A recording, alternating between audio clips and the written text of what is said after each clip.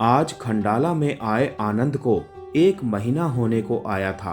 अस्पताल से उसके बाबा सीधे दोनों को खंडाला ले आए थे।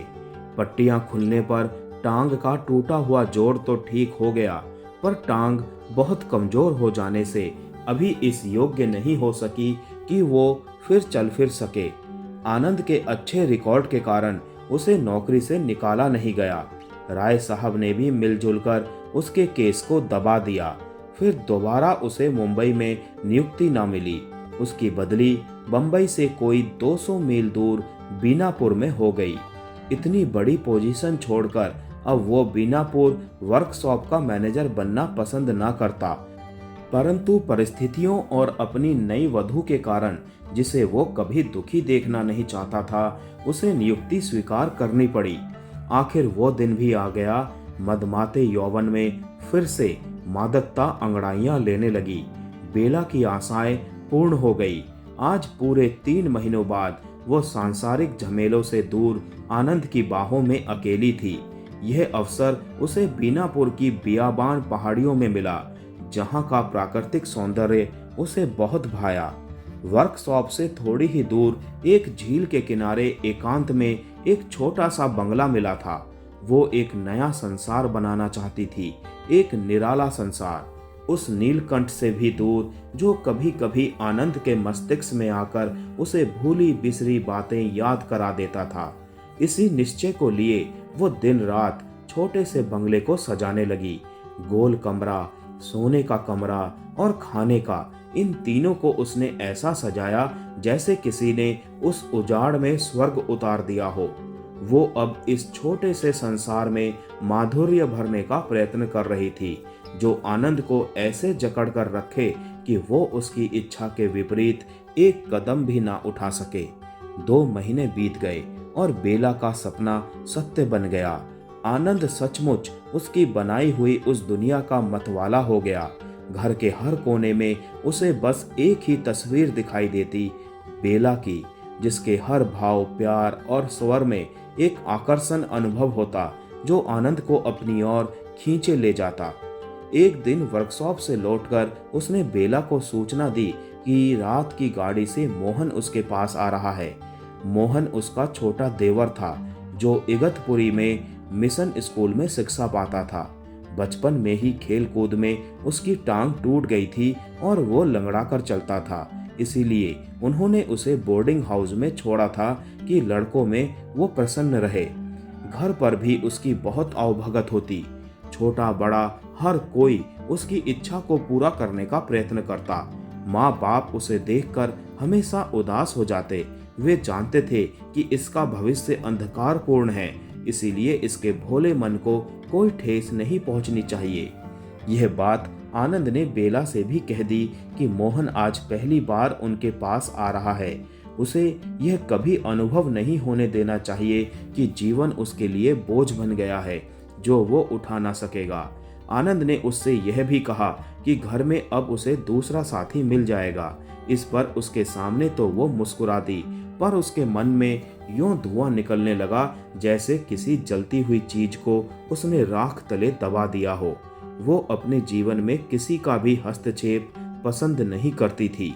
मोहन 2 महीने यहाँ रहेगा और उसके सुहावने जीवन में कांटे के समान खटकेगा। यह सोचकर वो मन ही मन खींच उठती, पर मुंह से कुछ कह ना सकती थी। उसी रात मोहन आ गया। भैया और भाभी दोनों उसे स्टेशन पर लेने गए। बेला ने कंधे का सहारा देकर उसे गाड़ी में बिठाते हुए कहा, मोहन, कितना अच्छा हुआ तुम यहाँ आ गए। सच भाभी, मैं तो सोच रहा था कि कहीं मुझ अपाहिज को देखकर भाभी नाक ही ना सिकोड़ ले। तुम्हारी भाभी ऐसी नहीं, और तुम मन क्यों छोटा करते हो? ठीक हो जाओगे। तुम भी दूसरों के समान झूठी तसल्लियां देने लगी, जब मैं जान गया हूँ कि ये टांग कभी ठीक नहीं होगी। मोहन को बीनापुर बहुत अच्छा लगा। झील के किनारे उनका छोटा सा सुंदर मकान, पक्षियों के मधुर गीत और दूर घाटी में गूंजती हुई झरनों की झरझर। बरामदे में बैठकर जब वो यह दृश्य देखता तो उसके मन में गुदगुदी उठती। वो इस घाटी की गोद में एक शांति का अनुभव करता। यहाँ लोगों का हो हल्ला, साथियों के ठहाके और उनकी छेड़छाड़ नहीं थी। उसकी हर मुस्कान का साथ उसके लिए आनंद, बेला और प्रकृति का यह दृश्य था। एक दिन इसी ध्यान में खोया वो भाभी से कह उठा, जी चाहता है जीवन भर तुम्हारी इसी बगिया में पड़ा रहूं। क्यों नहीं, क्यों नहीं, अब हम तुम्हें जाने थोड़े ही देंगे, भाभी ने धीरे से कहा। हाँ मोहन, तुम पढ़ाई पूरी कर लो, फिर तो यहीं रहना हमारे पास। पास की कुर्सी पर बैठे आनंद ने कहा। आनंद की यह सांत्वना हो सकता है समय की आवश्यकता ही हो। बेला जानती थी कि इस अपाहिज का बोझ उन्हें ही जीवन भर उठाना होगा। उसने देखा जब से मोहन उसके पास आया है, आनंद का व्यवहार बदल सा गया है। काम से लौटते ही बस एक बहलावे की मुस्कान उसके लिए थी, हेलो बेला। और फिर वही मोहन की पुकार।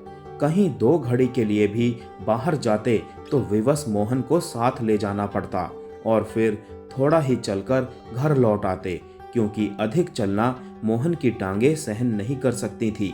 यदि कभी उसे अकेला छोड़ दो, घड़ी भर के लिए कहीं निकल भी जाओ, तो उसका ध्यान उन्हें बढ़ने न देता। इसी उलझन में बेला का जीवन दूभर होने लगा। एक दोपहर को अचानक बेला के कानों में आवाज आई, भाभी। क्या है मोहन? उसने बिस्तर पर लेटे ही पूछा। कोई मिलने आए हैं। अपने बालों को संवारती हुई वो अर्ध निद्रा में ही ड्राइंग रूम में चली आई, जहां मोहन बैठा पढ़ रहा था। आप कब आए? झट उसकी जबान से निकला और वो बैठने का संकेत करते हुए आगे बढ़ी। ये मिस्टर हुमायूं थे, जो इन घाटियों में किसी नई फिल्म की शूटिंग के सिलसिले में आए थे और काम से अवकाश पाते ही आनंद से मिलने चले आए थे। बोले, आनंद कहाँ हैं? आते ही होंगे, 5 बजे वर्कशॉप बंद हो जाती है। बातों ही बातों में बेला ने बताया कि मोहन आनंद का छोटा भाई और उसका इकलौता देवर है। इधर उधर की बातें होती रही, कुछ फिल्मों की, कुछ बंबई की और कुछ सुंदर पर्वतों की। हुमायूं ने जब घूम फिर कर बंगले को देखा तो बोला, सच पूछो भाभी, तुमने दुनिया की नजरों से दूर एक नन्ही सी जन्नत बना रखी है, परंतु केवल अपने लिए, इतनी छोटी कि हम दोनों के अतिरिक्त तीसरा ना समा सके। मैं भी तो यहाँ हूँ, मोहन बीच में बोल उठा। अरे मैं तो भूल ही गई, हम तीनों के लिए। मकान में घूमते हुए दोनों बरामदे में आ खड़े हुए। सामने झील का दृश्य और किनारे हरी भरी पर्वतीय माला अति सुंदर दिखाई दे रही थी। हुमायूं इस दृश्य का आंखों में रसपान करते हुए बोला, कितनी खूबसूरत है।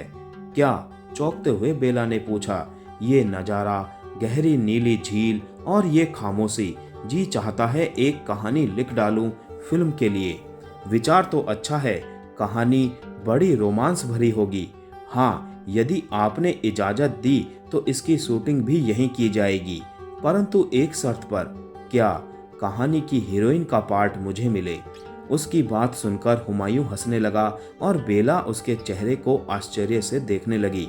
वो जानती थी कि किसी का भी मूल्य उनके निकटतम संबंधी नहीं बल्कि पराये ही लगा सकते हैं।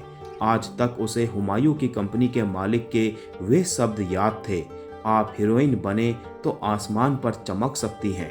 वर्कशॉप बंद होते ही आनंद सीधा घर आया। वहां हुमायूं को बैठे देख फूला ना समाया। उसे ड्राइंग रूम में बिठाकर वो सीधा आंगन की ओर गया, जहां मोहन बैठा भैया के आने की प्रतीक्षा कर रहा था। आते ही आनंद ने एक पैकेट मोहन के हाथों में देते हुए कहा, ले, माँ ने भिजवाया है। क्या? लड्डू तुम्हारे लिए। प्यार से उसने उसके कंधे को थपथपाते हुए फिर वो रसोई की ओर बढ़ गया। सामने बेला दीवार का सहारा लिए उसी को देख रही थी। आनंद मुस्कुराते हुए उसके बिल्कुल पास आकर बोला, बेला, शीघ्र चाय लाओ, फिर क्या? फिर तुम्हें एक शुभ सूचना सुनाऊंगा। क्या? चाय के बाद? नहीं, इतनी प्रतीक्षा नहीं हो सकेगी।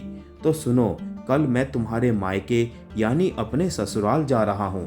किस लिए? कंपनी के काम से। मोटरों के पुर्जे इत्यादि का प्रबंध करना है। और हाँ, इस बार मेरा अधिक व्यापार तुम्हारी दीदी से होगा। दीदी का शब्द सुनते ही वो सिर से पांव तक कांप गई। वो आश्चर्य से विस्फारित दृष्टि कभी आनंद पर जमा भी ना पाई थी कि आनंद बात को जारी रखते हुए बोला, हाँ, तुम्हारी दीदी के कारखाने में बने पुर्जों को हमारी कंपनी ने बहुत पसंद किया है और उसके साथ एक एग्रीमेंट लिखने को कहा है। क्या एग्रीमेंट? व्यापार का। चंद पुर्जों की मोनोपोली हम ले रहे हैं। इसमें हमारा भी लाभ है और तुम्हारी दीदी का भी। ओह, तो अच्छा ही है। दीदी भी क्या याद रखेंगी कि आप उसके कितने काम आए। और मजे की बात यह है, वो मुस्कुराते हुए बोला, संध्या अभी तक नहीं जानती है कि हमारी कंपनी और उसके कारखाने के मध्य बातचीत के पीछे मेरा हाथ है।